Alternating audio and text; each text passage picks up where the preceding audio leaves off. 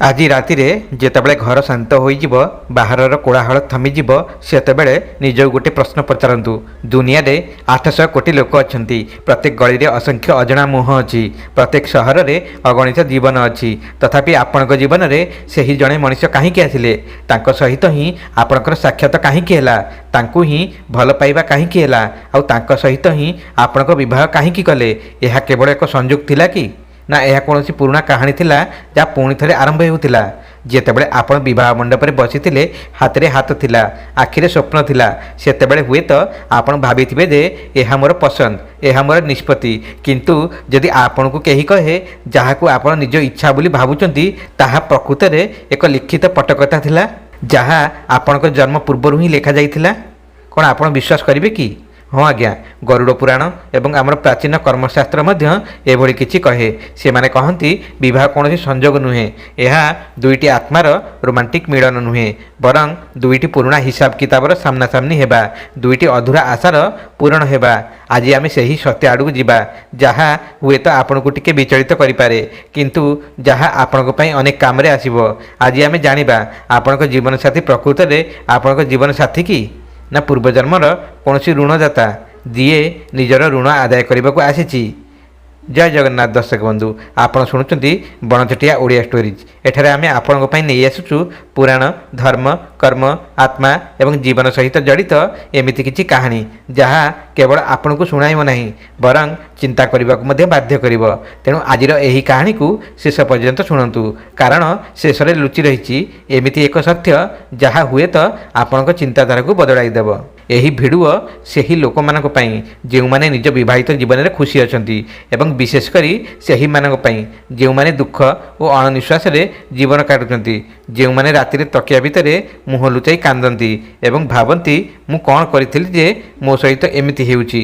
ସର୍ବପ୍ରଥମେ ଆମେ ସେହି ମିଥ୍ୟାକୁ ଭାଙ୍ଗିବା ଯାହାକୁ ଆମେ ପସନ୍ଦ ବୋଲି କହୁଛୁ। ଆଜିର ଯୁଗରେ ଆମ ପାଖରେ ଡେଟିଂ ଆପ୍ ଅଛି, ମାଟ୍ରିମୋନିଆଲ ୱେବସାଇଟ୍ ଅଛି। ଆମେ ଫଟୋ ଦେଖୁଛୁ, ପ୍ରୋଫାଇଲ୍ ପଢ଼ୁଛୁ ଏବଂ ଭାବୁଛୁ ଯେ ଆମେ ନିଜ ନିଷ୍ପତ୍ତି ନିଜେ ନେଉଛୁ। କିନ୍ତୁ ଆଧ୍ୟାତ୍ମିକତା କହେ ଏସବୁ କେବଳ ଏକ ନାଟକ। ପରଦା ଉଠିବା ପୂର୍ବରୁ ହିଁ ଏହା ନିର୍ଦ୍ଧାରିତ ହୋଇସାରିଥାଏ ଯେ କିଏ କାହା ସହିତ ମଞ୍ଚ ଉପରେ ଠିଆ ହେବ। ଗରୁଡ଼ ପୁରାଣର ପ୍ରେତଖଣ୍ଡରେ ଏକ ବଡ଼ ରହସ୍ୟ ଲୁଚିଛି। ଯେତେବେଳେ ଜଣେ ଜୀବାତ୍ମା ମୃତ୍ୟୁ ପରେ ଯମଲୋକର ଯାତ୍ରା ସମାପ୍ତ କରି ପୁଣି ଥରେ ପୃଥିବୀକୁ ଫେରିଆସେ, ସେତେବେଳେ ଜନ୍ମର ଷଷ୍ଠ ରାତିରେ ବିଧାତା ତାହାର କପାଳରେ କିଛି ରେଖା ଲେଖିଦିଅନ୍ତି। ଏହାକୁ ଲଲାଟ ରେଖା କୁହାଯାଏ। ଏହି ରେଖାଗୁଡ଼ିକରେ 3ଟି ଜିନିଷ ଅଟଳ ଥାଏ, ଯାହାକୁ ବଦଳା ଯାଇପାରେ ନାହିଁ। ପ୍ରଥମ ଆପଣଙ୍କ ମୃତ୍ୟୁର ସମୟ, ଦ୍ୱିତୀୟ ଆପଣଙ୍କ ମାତାପିତା ଏବଂ ତୃତୀୟ ଆପଣଙ୍କ ଜୀବନସାଥୀ। ଯେତେବେଳେ ଆପଣ ମାଆଙ୍କ ଗର୍ଭରେ କେବଳ ଏକ ଛୋଟ ଜୀବକୋଷ ଥିଲେ, ସେତେବେଳେ ମଧ୍ୟ ଏହା ଲେଖାଯାଇସାରିଥିଲା ଯେ ଆପଣ କାହା ସହିତ ଜୀବନ ବିତାଇବେ। କିନ୍ତୁ ଏହା ଲେଖନ୍ତି କିଏ? ଈଶ୍ୱର ଉପରେ ବସି ଲଟେରୀ ବାହାର କରନ୍ତି କି? ନା, ଈଶ୍ୱର ନ୍ୟାୟପ୍ରିୟ। ସେ ବିନା କାରଣରେ କୌଣସି ନିଷ୍ପତ୍ତି ନିଅନ୍ତି ନାହିଁ। ଏହି ଯୋଡ଼ି ଈଶ୍ୱର ତିଆରି କରନ୍ତି ନାହିଁ, ଏହି ଯୋଡ଼ି ତିଆରି କରେ ଆପଣଙ୍କ ନିଜର ଋଣାନୁବନ୍ଧ। ଏହି ଶବ୍ଦଟିକୁ ଧ୍ୟାନରେ ବୁଝନ୍ତୁ। ଋଣ ଅର୍ଥାତ୍ କରଜ, ଅନୁବନ୍ଧ ଅର୍ଥାତ୍ ବନ୍ଧନ, ଅର୍ଥାତ୍ ସେହି ପୁରୁଣା ହିସାବ ଯାହା ଅନେକ ଜନ୍ମ ଧରି ଅଧୁରା ହୋଇ ପଡ଼ି ରହିଛି। ଟିକେ ଗୋଟିଏ ମୁହୂର୍ତ୍ତ ପାଇଁ ଆଖି ବନ୍ଦ କରି ଭାବନ୍ତୁ। ପୂର୍ବ ଜନ୍ମରେ ହୁଏତ ଆପଣଙ୍କର କାହା ସହିତ କୌଣସି ଗଭୀର ନେଣଦେଣ ଥିଲା। ହୁଏତ ଆପଣ ତାଙ୍କୁ ଧୋକା ଦେଇଥିଲେ, ହୁଏତ ତାଙ୍କର ଟଙ୍କା ହଡ଼ପ କରିଥିଲେ, ହୁଏତ ତାଙ୍କ ଭାବନା ସହିତ ଖେଳିଥିଲେ, କିମ୍ବା ହୁଏତ ସେ ଆପଣଙ୍କର ବହୁତ ସେବା କରିଥିଲେ, ବହୁତ ଭଲ ପାଇବା ଦେଇଥିଲେ, ଆଉ ଆପଣ ତାଙ୍କୁ କିଛି ଫେରାଇ ଦେଇନଥିଲେ। ଯେତେବେଳେ ଆପଣ ମରିଗଲେ, ଶରୀର ଏଠାରେ ହିଁ ପାଉଁଶ ହୋଇଗଲା, କିନ୍ତୁ ସେହି ଭାବନାତ୍ମକ ହିସାବ, ସେହି ଅଧୁରା ନେଣଦେଣ ଆତ୍ମା ସହିତ ଲାଗି ରହିଗଲା। ପ୍ରକୃତିର ନିୟମ ହେଉଛି ପ୍ରତ୍ୟେକ ଋଣ ସୁଝାଇବାକୁ ପଡ଼େ। ତେଣୁ ପରବର୍ତ୍ତୀ ଜନ୍ମରେ ପ୍ରକୃତି ସେହି ଦୁଇଟି ଆତ୍ମାକୁ ଏପରି ଏକ ସ୍ଥାନରେ ଆଣି ଠିଆ କରିଦିଏ ଯେଉଁଠାରୁ ଆଉ ପଳାଇବା ସମ୍ଭବ ହୁଏ ନାହିଁ। ଯେତେବେଳେ ଦୁଇ ଜଣ ଏକ ଛାତ ତଳେ ରହିବେ, ଗୋଟିଏ ଥାଳିରେ ଖାଇବେ ଏବଂ ଗୋଟିଏ ବିଛଣାରେ ଶୋଇବେ, ସେହି ସ୍ଥାନ ହେଉଛି ବିବାହ। କାରଣ ଋଣ ସୁଝାଇବା ପାଇଁ ଏହାଠାରୁ ଭଲ ଉପାୟ ଆଉ କିଛି ନାହିଁ। ଏବେ ଆସନ୍ତୁ ସେହି ପ୍ରଶ୍ନ ବିଷୟରେ କଥା ହେବା, ଯାହା ହୁଏତ ଅନେକ ଲୋକ ପଚାରନ୍ତି। ବିବାହରେ ଅଗ୍ନିକୁ ସାକ୍ଷୀ ରଖି ଫେରା କାହିଁକି ନିଆଯାଏ? ପାଣି କାହିଁକି ନୁହେଁ? ପବନ କାହିଁକି ନୁହେଁ? କାରଣ ଆମ ବେଦରେ ଅଗ୍ନିକୁ ସବୁଠାରୁ ବଡ଼ ସାକ୍ଷୀ ବୋଲି ମନେ କରାଯାଇଅଛି। ଅଗ୍ନି ସେହି ମାଧ୍ୟମ ଯାହା ଆମର କଥାକୁ ଦେବତାମାନଙ୍କ ପାଖରେ ପହଞ୍ଚାଇଥାଏ। କିନ୍ତୁ ଏହାର ଆଉ ଏକ ଗଭୀର ଅର୍ଥ ରହିଅଛି। ଅଗ୍ନି ଋଣର ପ୍ରତୀକ ମଧ୍ୟ ଅଟେ। ଯେତେବେଳେ ଆପଣ ସେହି ସାତ ଫେରାରେ ଅଗ୍ନି ଚାରିପାଖରେ ଘୁରନ୍ତି ସେତେବେଳେ ଆପଣ ସେହି ବ୍ରହ୍ମାଣ୍ଡୀୟ ଶକ୍ତି ସମ୍ମୁଖରେ ଏକ ପ୍ରତିଜ୍ଞା କରୁଛନ୍ତି। ସେହି ପ୍ରତିଜ୍ଞା ହେଉଛି ଆମର ପୂର୍ବଜନ୍ମର ସମସ୍ତ ଅଧୁରା କର୍ମକୁ ଏହି ଜନ୍ମରେ ଆମେ ମିଶି ପୂରଣ କରିବୁ। ଏହି ସାତ ଫେରା କେବଳ ଏକ ପରମ୍ପରା ନୁହେଁ, ଏହା ଏକ ଆଧ୍ୟାତ୍ମିକ ବନ୍ଧନ ଯାହାକୁ ଆପଣ ନିଜ ଇଚ୍ଛାରେ ପିନ୍ଧନ୍ତି, କିନ୍ତୁ ଯାହାର ଚାବି ଆପଣଙ୍କ ପାଖରେ ନଥାଏ। ସେହି ଚାବି ସମୟ ପାଖରେ ଥାଏ। ଏବେ ଗରୁଡ଼ ପୁରାଣ ଏବଂ କର୍ମ ସିଦ୍ଧାନ୍ତ ଅନୁସାରେ 3 ପ୍ରକାରର ବିବାହ ରହିଅଛି। ଆପଣ ନିଜର ବିବାହକୁ ଦେଖନ୍ତୁ, ଆପଣ ନିଜେ ବୁଝିପାରିବେ ଯେ ଆପଣ କେଉଁ ଶ୍ରେଣୀରେ ଅଛନ୍ତି। ପ୍ରଥମ, ଶତ୍ରୁ ବିବାହ। ଆପଣ କ'ଣ ଏଭଳି ଦମ୍ପତିକୁ ଦେଖିଛନ୍ତି ଯେଉଁଠାରେ ସ୍ୱାମୀ ସ୍ତ୍ରୀଙ୍କ ମଧ୍ୟରେ କୌଣସି ଭଲ ପାଇବା ନଥାଏ, ଯେଉଁଠାରେ ପ୍ରତିଦିନ ଏକ ଯୁଦ୍ଧ ଭଳି ଲାଗେ ଏବଂ ପରସ୍ପରକୁ ନୀଚ ଦେଖାଇବା ଯେପରି ପ୍ରତିଦିନର ଅଭ୍ୟାସ ହୋଇଯାଇଥାଏ? ଯଦି ଆପଣ ନିଜେ ଏଭଳି ପରିସ୍ଥିତିରେ ଅଛନ୍ତି ତେବେ ହୁଏତ ଆପଣ ଭାବୁଥିବେ, ମୁଁ କ'ଣ କରିଥିଲି ଯେ ମୋତେ ଏଭଳି ଜୀବନସାଥୀ ମିଳିଲେ। ସତ୍ୟ ହେଉଛି ଏହି ଜନ୍ମରେ ଏହି ବ୍ୟକ୍ତି ଆପଣଙ୍କ ସ୍ୱାମୀ କିମ୍ବା ସ୍ତ୍ରୀ ହୋଇଛନ୍ତି, କିନ୍ତୁ ପୂର୍ବଜନ୍ମରେ ଏହି ବ୍ୟକ୍ତି ଆପଣଙ୍କର ଘୋର ଶତ୍ରୁ ଥିଲେ କିମ୍ବା ଆପଣ ତାଙ୍କ ସହିତ ଏପରି ଏକ ଅନ୍ୟାୟ କରିଥିଲେ ଯାହାକୁ ସେ ଭୁଲି ପାରିନଥିଲେ। ସେତେବେଳେ ସେ ଦୁର୍ବଳ ଥିଲେ, କିଛି କରିପାରିନଥିଲେ, କିନ୍ତୁ ମୃତ୍ୟୁ ସମୟରେ ତାଙ୍କ ମନରେ ଆପଣଙ୍କ ପ୍ରତି ପ୍ରତିଶୋଧର ନିଆଁ ଜଳୁଥିଲା। ସେହି ନିଆଁ ତାଙ୍କୁ ଏହି ଜନ୍ମରେ ଆପଣଙ୍କ ଶୋଇବା ଘର ପର୍ଯ୍ୟନ୍ତ ଟାଣି ଆଣିଛି। ଏବେ ସେ ଆପଣଙ୍କୁ କନ୍ଦାଇବ, ଯନ୍ତ୍ରଣା ଦେବ ଏବଂ ଏହି କର୍ମ ସେତେବେଳେ ପର୍ଯ୍ୟନ୍ତ ଚାଲିବ ଯେ ପର୍ଯ୍ୟନ୍ତ ମନର ସେହି ପୁରୁଣା ଗଣ୍ଠି ଖୋଲି ନଯାଏ। ଲୋକମାନେ ଏହାକୁ ଘରୋଇ ହିଂସା କହନ୍ତି, ଆଧ୍ୟାତ୍ମିକତା ଏହାକୁ କାର୍ମିକ ସମାଧାନ ବୋଲି କହେ। ଦ୍ୱିତୀୟ, ଋଣୀ ବିବାହ। ଜଣେ ବହୁତ ପରିଶ୍ରମୀ ମଣିଷ ଦିନରାତି ପରିଶ୍ରମ କରେ, ଟଙ୍କା ରୋଜଗାର କରେ, କିନ୍ତୁ ସେହି ସବୁ ଟଙ୍କା ତାଙ୍କ ଜୀବନସାଥୀଙ୍କ ରୋଗ, ତାଙ୍କ ଖର୍ଚ୍ଚ ଏବଂ ତାଙ୍କ ଭୁଲ ଗୁଡ଼ିକୁ ସୁଧାରିବାରେ ଖର୍ଚ୍ଚ ହୋଇଯାଏ। ଏହା କୌଣସି ସଂଯୋଗ ନୁହେଁ। ପୂର୍ବଜନ୍ମରେ ଆପଣ ହୁଏତ ତାଙ୍କର ଧନ ହଡ଼ପ କରିଥିଲେ କିମ୍ବା ତାଙ୍କୁ ଆର୍ଥିକ କ୍ଷତି ପହଞ୍ଚାଇଥିଲେ। ଏବେ ସେ ସୁଧ ସହିତ ଆପଣଙ୍କଠାରୁ ପ୍ରତ୍ୟେକ ପଇସା ଫେରାଇ ନେଉଛନ୍ତି ଏବଂ ଯେଉଁଦିନ ସେହି ହିସାବ ଶୂନ ହୋଇଯିବ ସେହିଦିନ ହୁଏତ ସେ ସୁଧୁରିଯିବେ କିମ୍ବା ଶାନ୍ତିପୂର୍ବକ ଆପଣଙ୍କ ଜୀବନରୁ ଚାଲିଯିବେ, କାରଣ କର୍ମ ପୁରା ହୋଇଗଲା। ତୃତୀୟ, ଉଦାସୀନ ବିବାହ। ନା ଭଲ ପାଇବା ନା ଘୃଣା। ସ୍ୱାମୀ ନିଜ କାମରେ ବ୍ୟସ୍ତ, ସ୍ତ୍ରୀ ନିଜ ଦୁନିଆରେ ବ୍ୟସ୍ତ। ଦୁଇଜଣ ଏକାଠି ରହୁଛନ୍ତି ଯେପରି ଗୋଟିଏ ଟ୍ରେନ୍ରେ ଡବାରେ ଦୁଇଜଣ ଅଜଣା ଯାତ୍ରୀ। ଏହା ସେତେବେଳେ ହୁଏ ଯେତେବେଳେ ପୂର୍ବଜନ୍ମରେ ଆପଣଙ୍କର ସେହି ଆତ୍ମା ସହିତ କେବଳ ଅଳ୍ପ କିଛି ନେଣଦେଣ ବାକି ରହିଥାଏ। କୌଣସି ଗଭୀର ଋଣ ନୁହେଁ, କେବଳ ଛୋଟ ମୋଟ ଏକ ଦାୟିତ୍ୱ ବାକି ଥାଏ। ତେଣୁ ପ୍ରକୃତି ଦୁଇ ଜଣଙ୍କୁ ମିଶାଇ ଦିଏ, ଯାହାଦ୍ୱାରା ସେହି ଔପଚାରିକତା ପୂରଣ ହୋଇଯାଏ। ଏବଂ ଆଉ ଏକ ଚତୁର୍ଥ ଶ୍ରେଣୀ ମଧ୍ୟ ଅଛି ଯାହା ବହୁତ ଦୁର୍ଲଭ। ତାହା ହେଉଛି ପୁଣ୍ୟ ଅନୁବନ୍ଧ। ଯେତେବେଳେ ଦୁଇଜଣ ଅତ୍ୟନ୍ତ ସୁସଂସ୍କାରୀ ଓ ପରିପକ୍ୱ ଆତ୍ମା ଯେଉଁମାନେ ପୂର୍ବଜନ୍ମରେ ପରସ୍ପରକୁ ସାହାଯ୍ୟ କରିଥିଲେ, ଭକ୍ତିରେ ଏକାଠି ଥିଲେ, ସେମାନେ ପୁଣି ଥରେ ମିଳନ୍ତି। ଏଭଳି ଜୀବନସାଥୀ ଆପଣଙ୍କୁ କେବେ ତଳକୁ ପଡ଼ିବାକୁ ଦିଅନ୍ତି ନାହିଁ। ସେ ଆପଣଙ୍କ ପାଇଁ ଢାଲ ହୋଇ ଠିଆ ହୁଅନ୍ତି।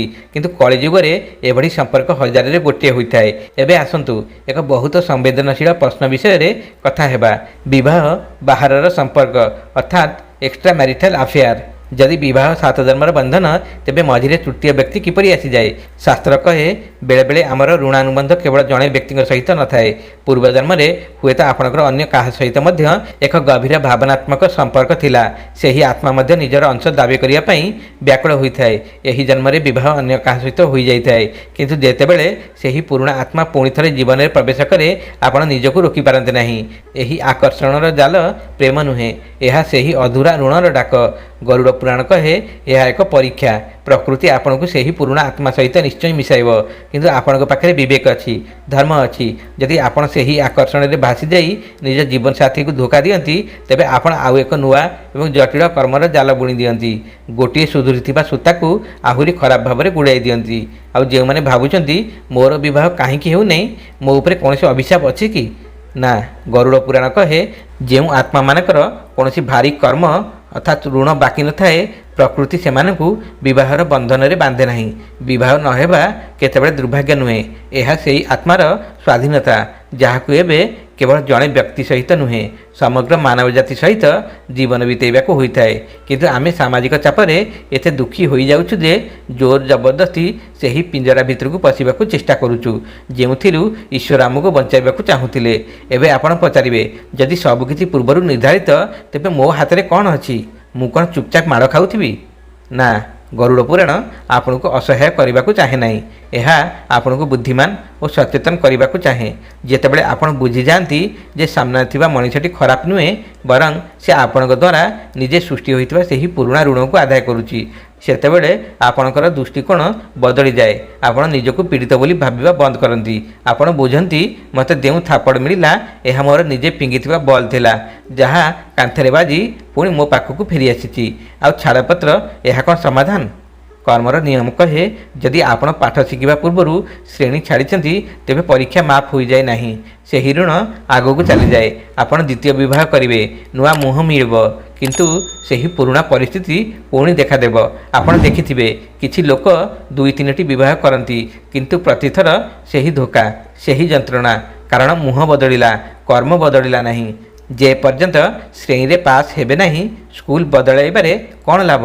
ଏବେ ଆସନ୍ତୁ ଛାଡ଼ପତ୍ରର ସେହି ଯନ୍ତ୍ରଣା ବିଷୟରେ କଥା ହେବା, ଯାହା ଶରୀରର କୌଣସି ଘାଆଠାରୁ ମଧ୍ୟ ଅଧିକ ଗଭୀର କାହିଁକି ହୋଇଥାଏ। ବିଜ୍ଞାନ କହେ ଡୋପାମିନ୍ ଏବଂ ଅକ୍ସିଟୋସିନ୍ ହର୍ମୋନର ଅଭାବ। ଆଧ୍ୟାତ୍ମିକତା କହେ ବିବାହ ସମୟରେ ଦୁଇଜଣଙ୍କ ସୂକ୍ଷ୍ମ ଶରୀର ପରସ୍ପର ସହିତ ଯୋଡ଼ିଯାଏ। ସେମାନଙ୍କର ଶକ୍ତିର ନାଡ଼ିଗୁଡ଼ିକ ଏକ ହୋଇଯାଏ। ଯେତେବେଳେ ବିଚ୍ଛେଦ ହୁଏ ସେତେବେଳେ ଏହା ଏପରି ଲାଗେ ଯେପରି ଦୁଇଟି ଯୋଡ଼ି ହୋଇଥିବା ଜିନିଷକୁ ଜୋର କରି ଅଲଗା କରାଯାଉଅଛି। ସେହି ଯନ୍ତ୍ରଣା ଆତ୍ମାର ଏକ ଘା, ଯାହା ଭଲ ହେବାକୁ ବେଳେବେଳେ ସମ୍ପୂର୍ଣ୍ଣ ଜୀବନ ଲାଗିଯାଏ। ତେବେ ଏହି କାର୍ମିକ ଚକ୍ରକୁ ଭାଙ୍ଗିବାର ଉପାୟ କ'ଣ? ଆମ ଋଷିମାନେ ଏକ ଅତ୍ୟନ୍ତ ଗୁପ୍ତ କିନ୍ତୁ ଶକ୍ତିଶାଳୀ ଉପାୟ ବିଷୟରେ କହିଛନ୍ତି। ତାହା ହେଉଛି ସାକ୍ଷୀଭାବ ଏବଂ କ୍ଷମା। ଶୁଣିବାକୁ ସାଧାରଣ ଲାଗେ, କିନ୍ତୁ ଏହା ସବୁଠାରୁ କଠିନ କାମ। ଯେଉଁ ସ୍ୱାମୀ ଆପଣଙ୍କ ଜୀବନ ନଷ୍ଟ କରିଯାଇଛନ୍ତି ତାଙ୍କୁ କ୍ଷମା କରିବା। ଯେଉଁ ସ୍ତ୍ରୀ ଆପଣଙ୍କୁ ସମାଜରେ ଅପମାନିତ କରିଛନ୍ତି ତାଙ୍କ ପାଇଁ ମଧ୍ୟ ଭଲ କାମନା କରିବା। ଆମର ଅହଙ୍କାର ତୁରନ୍ତ କହେ, ନା, ମୁଁ ପ୍ରତିଶୋଧ ନେବି। କିନ୍ତୁ ମନେ ରଖନ୍ତୁ, ପ୍ରତିଶୋଧ ନେବାର ଅର୍ଥ ହେଉଛି ଆଉ ଏକ ନୂଆ ଶୃଙ୍ଖଳ ଆରମ୍ଭ କରିବା, ଆଉ ଏକ ନୂଆ ଜନ୍ମ, ଆଉ ଏକ ନୂଆ ଯନ୍ତ୍ରଣା। ଯଦି ଆପଣ ପ୍ରକୃତରେ ଏହି ବନ୍ଧନରୁ ମୁକ୍ତି ହେବାକୁ ଚାହାନ୍ତି ତେବେ ସେହି ଡୋରିକୁ କାଟିବାକୁ ପଡ଼ିବ। ଏବଂ ଏହି ଡୋରି ଘୃଣାରେ କଟେ ନାହିଁ, ବରଂ ଘୃଣା ତାହାକୁ ଆହୁରି ମଜବୁତ କରିଦିଏ। ଏହି ଡୋରି ଉପେକ୍ଷା ଏବଂ କ୍ଷମାରେ କଟିଥାଏ। ଆଜି ରାତିରେ ଗୋଟେ କାମ କରି ଦେଖନ୍ତୁ। ଯେତେବେଳେ ଆପଣଙ୍କ ଜୀବନସାଥୀ ଶୋଇଯିବେ ସେତେବେଳେ ତାଙ୍କ ମୁହଁକୁ ଦେଖନ୍ତୁ। ସେହି ସମୟରେ ସେ ଶାନ୍ତ ଥିବେ, ଅହଙ୍କାର ଶୋଇଥିବ। ମନେ ମନେ ତାଙ୍କୁ କୁହନ୍ତୁ, ମୁଁ ଜାଣେ ନାହିଁ ଆମର ପୂର୍ବଜନ୍ମର ହିସାବ କ'ଣ ଥିଲା। ହୁଏତ ମୁଁ ତୁମକୁ ବହୁତ କଷ୍ଟ ଦେଇଥିଲି, ସେଥିପାଇଁ ମୋତେ କ୍ଷମା କର। ଏବଂ ଏହି ଜନ୍ମରେ ତୁମେ ମୋତେ ଯାହା କିଛି ଦେଇଛ ସେଥିପାଇଁ ମୁଁ ମଧ୍ୟ ତୁମକୁ କ୍ଷମା କରୁଛି। ଆମର ନେଣଦେଣ ପୁରା ହୋଇଗଲା। ମୁଁ ଆଜି ତୁମକୁ ମୁକ୍ତ କରୁଛି ଏବଂ ନିଜକୁ ମଧ୍ୟ। ଯେତେବେଳେ ଆପଣ ପ୍ରତିଦିନ ଏହି ଭାବନା ପଠାଇବେ ସେତେବେଳେ ଏକ ଚମତ୍କାର ଘଟିବ। ସାମ୍ନାରେ ଥିବା ସେହି ଆତ୍ମା ଯାହା ଏପର୍ଯ୍ୟନ୍ତ ପ୍ରତିଶୋଧର ତୃଷ୍ଣାରେ ବ୍ୟାକୁଳ ହେଉଥିଲା ଧୀରେ ଧୀରେ ଶାନ୍ତି ପାଇବାକୁ ଲାଗିବ। ବିନା ଗୋଟିଏ ଶବ୍ଦ କହି, ବିନା ଝଗଡ଼ା କରି ଆପଣ ଦେଖିବେ ଯେ ହୁଏତ ତାଙ୍କ ବ୍ୟବହାରରେ ପରିବର୍ତ୍ତନ ଆସିବ, କିମ୍ବା ସେ ଶାନ୍ତିପୂର୍ବକ ଆପଣଙ୍କ ଜୀବନରୁ ଦୂରେଇ ଯିବେ। କିନ୍ତୁ ଏଥର ତିକ୍ତତା ସହିତ ନୁହେଁ, ମୁକ୍ତି ସହିତ। ଗରୁଡ଼ ପୁରାଣରେ ଗର୍ଭ ସଂସ୍କାରର ଆଉ ଏକ ଗଭୀର ରହସ୍ୟ ବିଷୟରେ କୁହାଯାଇଛି। ଯେଉଁମାନେ ଏବେ ବିବାହ ପୂର୍ବରୁ ଅଛନ୍ତି ସେମାନଙ୍କ ପାଇଁ ଏହା ଏକ ବହୁତ ଜରୁରୀ କଥା। ଶାସ୍ତ୍ର କହେ, ସ୍ୱାମୀ ସ୍ତ୍ରୀଙ୍କ ମଧ୍ୟରେ ଯେପରି ଶକ୍ତି ଏବଂ ଯେପରି ଚିନ୍ତାଧାରା ରହେ ସେହିପରି ଏକ ଆତ୍ମା ସେମାନଙ୍କ ଗର୍ଭକୁ ଆକର୍ଷିତ ହୋଇ ଆସେ। ଯଦି ଆପଣଙ୍କ ମଧ୍ୟରେ ପ୍ରତିଦିନ ଝଗଡ଼ା, କ୍ରୋଧ ଏବଂ ଘୃଣା ରହେ ତେବେ ଆପଣ ଏକ ନିମ୍ନକୋଟୀର ଆତ୍ମାକୁ ଆମନ୍ତ୍ରଣ କରୁଛନ୍ତି। ପରେ ସେହି ପିଲା ବଡ଼ ହୋଇ ଆପଣଙ୍କୁ ଦୁଃଖ ଦେବ ଏବଂ ଆପଣ ପଚାରିବେ, ମୋ ପୁଅ ଶ୍ରବଣ କୁମାର କାହିଁକି ହେଲା ନାହିଁ? ସେ କିପରି ହେବ? ଆପଣ ତାକୁ ଡାକିବା ସମୟରେ ଯେଉଁ ଫ୍ରିକ୍ୱେନ୍ସି ରଖିଥିଲେ ସେହି ଅନୁସାରେ ହିଁ ଆତ୍ମା ଆସିଥିଲା। ସେଥିପାଇଁ ବିବାହକୁ ସଂସ୍କାର କୁହାଯାଇଅଛି, କେବଳ ଏକ ଚୁକ୍ତି ନୁହେଁ। ଆଉ ସେହି ତୀବ୍ର ଆକର୍ଷଣ ଯାହାକୁ ଆମେ ପ୍ରେମ ବୋଲି ବୁଝିନେଉ ତାହା ମଧ୍ୟ ଅନେକ ସମୟରେ ଏକ ପୁରୁଣା କର୍ମର ପରିଣାମ ହୋଇଥାଏ। ଜଣେ ବୁଦ୍ଧିମତୀ ଝିଅ କୌଣସି ବେପରୁଆ ଯୁବକ ପଛରେ ପାଗଳ ହୋଇଯାଏ। ଜଣେ ଭଲ ପୁଅ କୌଣସି ଧୋକେବାଜ ଝିଅ ପାଇଁ ସବୁକିଛି ଛାଡ଼ିଦିଏ। ଘର ଲୋକ ବୁଝାନ୍ତି, ସାଙ୍ଗମାନେ ସତର୍କ କରାନ୍ତି, କିନ୍ତୁ ସେ କାହାରି କଥା ଶୁଣେ ନାହିଁ। ଏହା ପ୍ରେମ ନୁହେଁ, ଏହା ସେହି ପୁରୁଣା କର୍ମର ଚୁମ୍ବକୀୟ ଆକର୍ଷଣ। ପ୍ରକୃତ ପ୍ରେମ କେବେ ଅନ୍ଧ କରେ ନାହିଁ। ପ୍ରକୃତ ପ୍ରେମ ମନକୁ ଶାନ୍ତ କରେ, ସ୍ପଷ୍ଟତା ଦିଏ। ଯଦି କୌଣସି ସମ୍ପର୍କରେ ପଡ଼ିବା ମାତ୍ରେ ଆପଣଙ୍କ ନିଦ ହଜିଯାଏ, ପରିବାରକୁ ମିଛ କହିବାକୁ ପଡ଼େ, କ୍ୟାରିୟର ନଷ୍ଟ ହେବାକୁ ଲାଗେ, ତେବେ ବୁଝିଯାଆନ୍ତୁ ଏହା ଆସୁଥିବା ଝଡ଼ର ଆଭାସ। ଆଉ ଆମର ପୂର୍ବଜମାନେ ଦେଇଥିବା ଏକ ବହୁତ ସୁନ୍ଦର ଉପାୟ ହେଉଛି ଦାନ ଏବଂ ସେବା। ଆପଣ ଶୁଣୁଛନ୍ତି ବଣଚଟିଆ ଓଡ଼ିଆ ଷ୍ଟୋରିଜ୍। ଆମ ସହିତ ରୁହନ୍ତୁ, କାରଣ ଏହି କାହାଣୀର ଆଗକୁ ଆସୁଥିବା ଅଂଶ ହୁଏତ ଆପଣଙ୍କ ସମସ୍ୟାର ସମାଧାନର ରାସ୍ତା ହୋଇପାରେ। ଯଦି ଆପଣ ବୈବାହିକ ଜୀବନରେ କଳହ ରହିଛି ତେବେ କୌଣସି ଗରିବ ଝିଅର ବିବାହରେ ସାହାଯ୍ୟ କରନ୍ତୁ। କୌଣସି ଗରିବ ପରିବାରର ଚୁଲି ଜଳାଇବାରେ ସାହାଯ୍ୟ କରନ୍ତୁ। ଯେତେବେଳେ ଆପଣ ଅନ୍ୟମାନଙ୍କ ଘର ସଂସାର ଗଢ଼ିବାରେ ସାହାଯ୍ୟ କରନ୍ତି, ପ୍ରକୃତି ମଧ୍ୟ ଆପଣଙ୍କ ଘର ସଂସାରକୁ ବଞ୍ଚାଇବାରେ ଲାଗିଯାଏ। ଏହା କୌଣସି ଅନ୍ଧବିଶ୍ୱାସ ନୁହେଁ, ଏହା ବ୍ରହ୍ମାଣ୍ଡୀୟ ନିୟମ।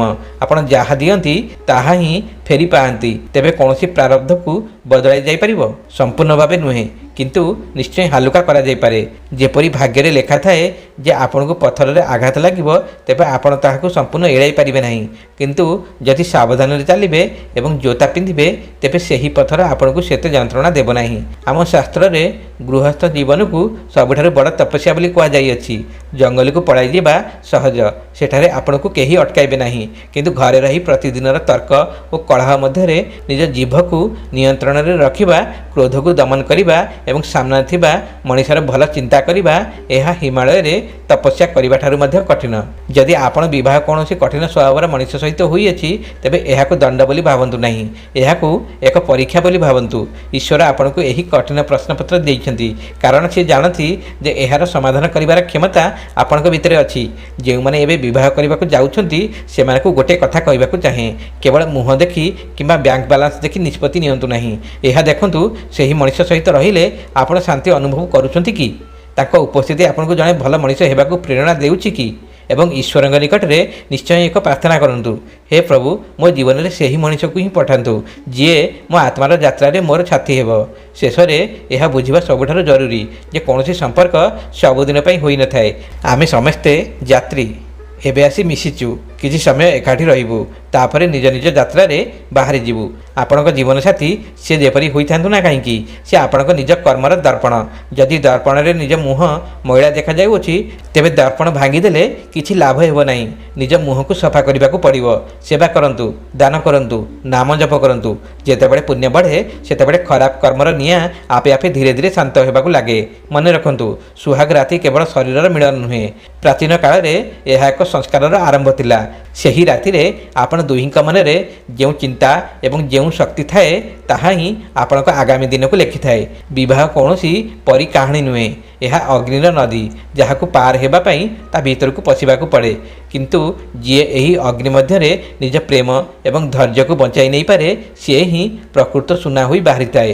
ଯଦି ଆଜିର ଏହି କଥା ଆପଣଙ୍କ ମନକୁ ଛୁଇଁଥାଏ, ତେବେ ନିରାଶ ହୁଅନ୍ତୁ ନାହିଁ, ଖୁସି ହୁଅନ୍ତୁ, କାରଣ ଏବେ ଆପଣ ଅନ୍ଧାରରେ ନାହାନ୍ତି। ଏବେ ଆପଣ ଜାଣିଛନ୍ତି ଯେ ଏସବୁ କାହିଁକି ଘଟୁଛି, ଆଉ ଯେତେବେଳେ କାରଣ ଜଣାପଡ଼ିଯାଏ, ସେତେବେଳେ ରାସ୍ତା ନିଜେ ମିଳିଯାଏ। ତେଣୁ ଆଜି ରାତିରେ ନିଜର ସମସ୍ତ ଅଭିଯୋଗ ଏବଂ ମନର ଅଭିମାନକୁ ଗୋଟିଏ ପାଖରେ ରଖିଦିଅନ୍ତୁ।